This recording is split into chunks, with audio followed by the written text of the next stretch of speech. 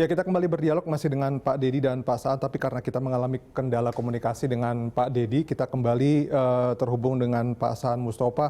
Pak Saan, ini sekarang apakah Anda melihat bahwa masyarakat ini kan kita tahu sehari-hari kehidupannya itu selalu lekat dengan yang namanya media sosial. Dan tadi sudah disebutkan juga yang namanya jelang kontestasi politik pasti akan makin banyak tuh namanya hoax-hoax yang beredar. Apakah Anda melihat masyarakat sekarang itu sudah mulai bisa baik begitu ya dalam memilah-milih konten yang pas buat mereka sehingga mereka bisa terhindar dari isu-isu hoax?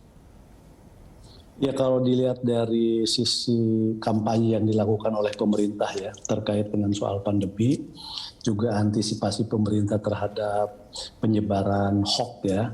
Kalau tadi sampaikan data September sampai sekarang terkait dengan pilkada khusus, itu hoaxnya kan relatif kecil lah, cuman 34 kasus ya. Menurut saya itu tidak terlalu signifikan di tengah pilkada yang ada 270 gubernur, bupati, wali kota. Tapi sekali lagi upaya untuk mencegah penyebaran hoax yang nanti akan berpengaruh terhadap tingkat keinginan masyarakat datang ke TPS itu tetap harus dimaksimalkan.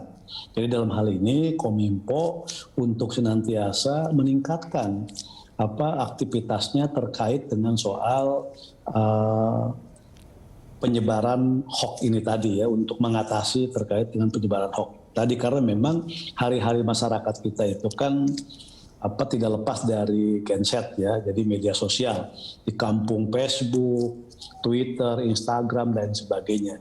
Nah karena itu, karena sehari-harinya melekat, mereka gampang untuk terpengaruh dengan hal-hal seperti itu. Nah, antisipasi ini menjadi penting karena kita ingin pilkada di tengah pandemi ini selain soal jaminan kesehatan dan keselamatan masyarakat, juga kita ingin terkait dengan jaminan kualitas demokrasi di pilkada itu tadi. Jadi kualitas demokrasi di pilkada ini jangan sampai tereduksi karena COVID dan terlebih lagi karena berita-berita bohong itu tadi. Jadi ini harus sama-sama momentum ini kita jaga. Kalau kita lihat dari pengalaman di Amerika, kan sama juga COVID yang baru hari ini Pilpres ya, bahkan belum selesai.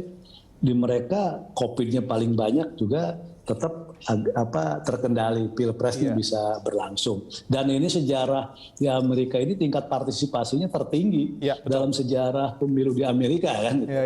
Nah, kita harapkan juga di Indonesia bisa seperti itu. Ya, Pak Saan, mungkin kita juga bisa mengambil contoh dari Pilpres Amerika Serikat, tapi mungkin soal itu akan kita bahas nanti di segmen ketiga. Sekarang saya ke Pak Dedi yang sudah online kembali bersama kita. Pak Dedi, kalau Anda melihat dari konten-konten yang beredar begitu ya, mungkin tadi Anda sebutkan angkanya sebetulnya kalau menurut Pak Saan tidak terlalu signifikan, hanya 34 dari September sampai sekarang. Itu isu-isunya masih beredar seputar black campaign, menyerang lawan begitu, atau kemudian SARA, atau memang sekarang sudah menjurus ke isu-isu soal pandemi karena sekarang kan sedang berada dalam masa pandemi? Oke, yang tadi saya sebutkan ada 34 isu hoax itu khusus terkait dengan isu pilkada. Di dalamnya misalnya ya ada konten tentang permohonan bantuan dana dari salah satu pasangan calon tertentu. Kemudian ada juga terkait dengan pelaksanaan pilkadanya, ada unsur disinformasi, misalnya terkait dengan tim sukses. Nah, itulah yang berkembang. Kalau terkait dengan COVID, itu ada identifikasi yang terpisah. Jadi Kominfo juga mengidentifikasi ada 1.220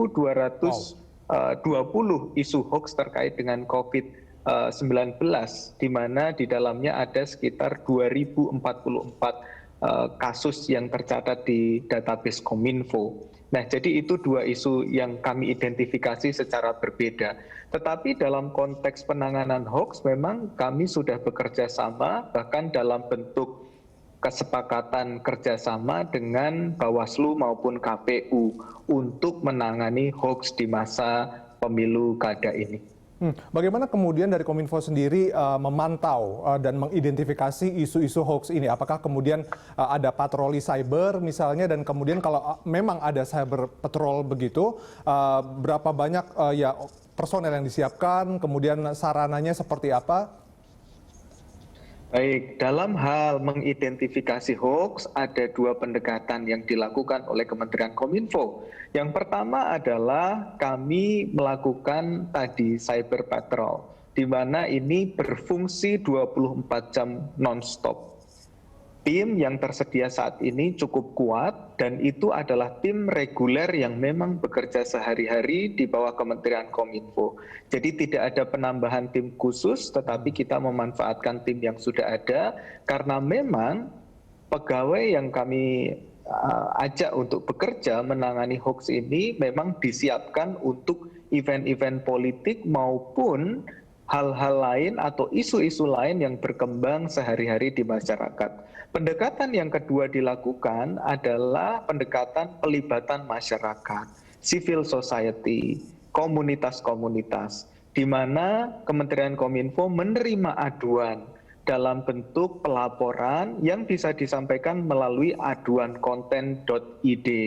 Itu adalah cara masyarakat melapor untuk bisa kemudian ditindaklanjuti oleh Kementerian Kominfo. Dan di saat yang bersamaan kita pun menggandeng berbagai LSM maupun pegiat demokrasi untuk bersama-sama melakukan pemantauan terhadap hoax. Misalnya ada turnbackhoax.id yang digawangi oleh teman-teman Mavindo dan kawan-kawan. Oke, jadi situsnya sudah ada buat masyarakat untuk melapor, mungkin hotline-nya juga ada, begitu ya. Nah, kemudian apabila ditemukan adanya pelanggaran, mungkin akun dari salah satu pasangan calon kemudian menyebarkan isu yang kurang bagus, begitu apakah lantas langsung dilaporkan ke Bawaslu atau mekanismenya seperti apa? Lalu bagaimana dengan misal saja akun-akun anonim, begitu ya, yang melontarkan isu-isu hoax jelang pilkada ini, prosesnya seperti apa dalam penindakannya?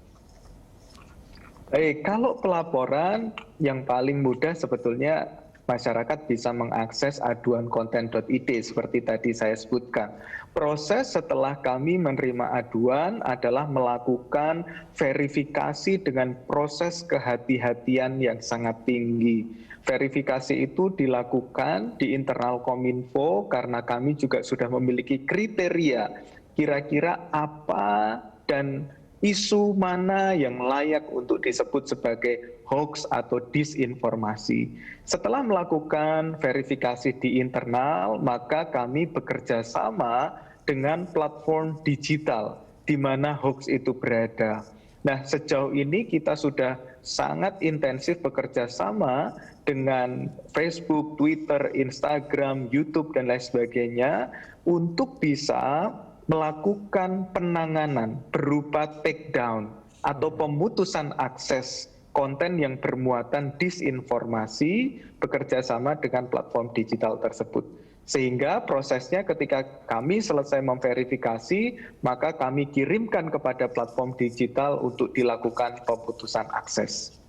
Jadi jangan coba-coba ya untuk menyampaikan isu-isu yang tidak benar begitu, karena tadi Anda juga sudah bekerja sama dengan pemilik platform ya seperti Facebook, Twitter, Instagram dan sebagainya. Kita akan lanjutkan pembahasan Bapak-Bapak di segmen berikutnya, tetaplah bersama Connect 360 pemirsa.